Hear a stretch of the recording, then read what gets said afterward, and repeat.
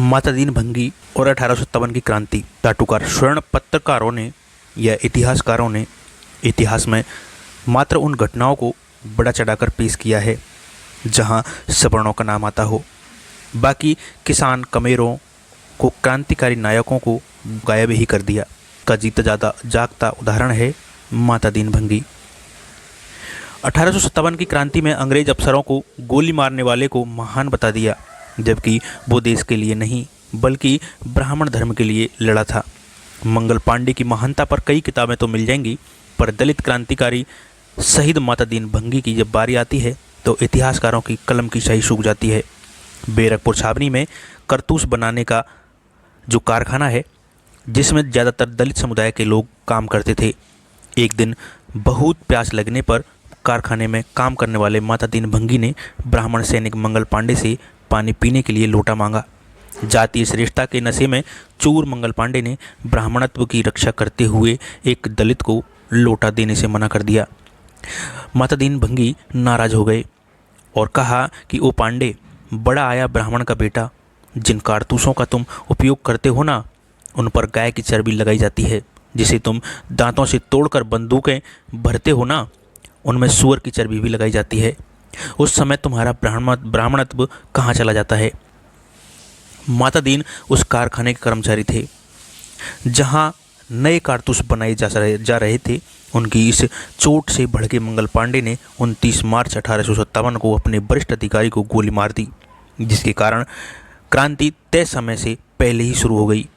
अंग्रेजों की सेना के आगमन को देखते हुए माता दीन ने छावनी में पड़े बारूद को चिंगारी दे दी, जिससे सारा बारूद खत्म हो गया।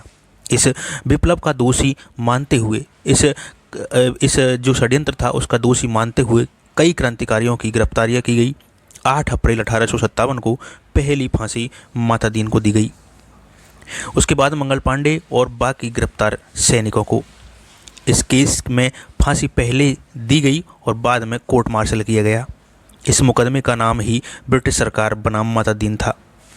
इस गिरफ्तार चार्जशीट में पहला नाम माता दीन भंगी का था और फांसी पर झूलने वाला भी वही था। सवर्णवाद जातीय इतिहासकारों ने माता दीन भंगी को ना ही शहीद माना और ना ही सम्मान योग्य समझा, क्योंकि वो दलित थे। 1857 का संग्राम किसान कमेरों का संग्राम था, क्योंकि देसी राजा व स्वर्ण लोग अंग्रेज़ों के सहयोगी बनकर लड़ रहे थे।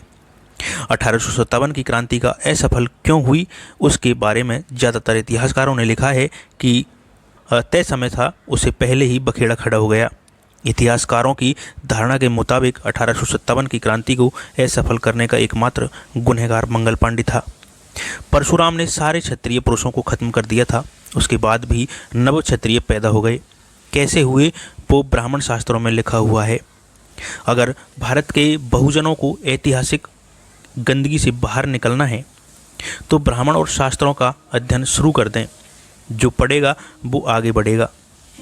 मंगल पांडे और सावरकर अलग दौर में पैदा हुए, लेकिन दोनों ही हिंदुस्तान के लिए असल में कलंक ही रहे हैं। दोस्तों, मंगल पांडे के साथ जो हुआ और माता दीन भंगी के साथ जो हुआ, वह देश ने देखा और इतिहासकारों ने देखा, लेकिन माता दीन भंगी के इतिहास को दबा दिया गया और मंगल पांडे को शहीद बना दिया गया। उस समय मंगल पांडे ने माता दीन भंगी के साथ ये भेदभाव, ये छुआछूत नहीं की होती, क्योंकि दोनों ही कर्मचारी थे और कर्मचारियों में कैसा भेदभाव अगर ये नहीं हुआ होता तो 1857 की क्रांति सफल हो गई होती। दोस्तों, ये था माता दीन भंगी का इतिहास, जिसे सवर्ण इतिहासकारों ने दबा दिया गया। आज भी मेन स्ट्रीम मीडिया कतराती है दलितों के महान पुरुषों की गाथा गाने में, उनके इतिहास को सच्चा बताने में। दोस्तों, मिलते हैं अगले वीडियो में। जब तक के लिए अपना ख्याल रखें, सुरक्षित रहें। धन्यवाद। जय भीम, नमो बुद्धाय।